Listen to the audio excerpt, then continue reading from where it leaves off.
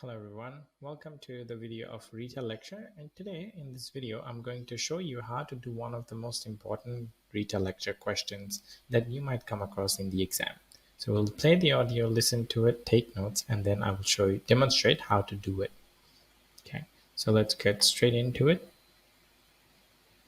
So the question that we're looking at is only one country. That's a very important question that you might get in the exam. So let's play the audio. Only one country, tiny little Bhutan, wedged between China and India, has adopted the gross national happiness as the central index of government policy.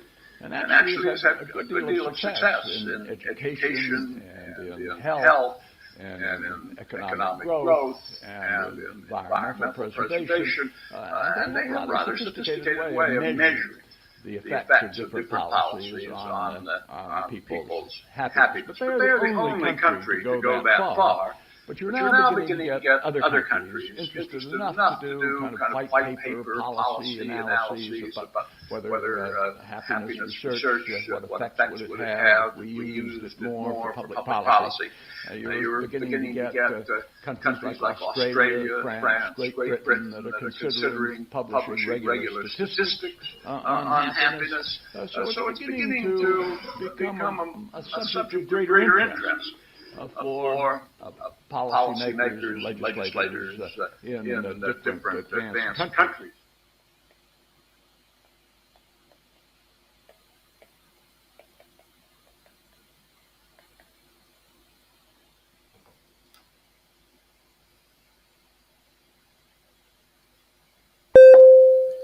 The lecture was about tiny Bhutan, how it's between China and India, happiness as their central index, economic growth, and measuring happiness. White paper policy, public policy, Australia also publishing regular happiness, becoming important for advanced developing countries. After analyzing this lecture, it can be concluded that this lecture is providing crucial information strongly supported by important facts and figures, having a great impact on the happiness index.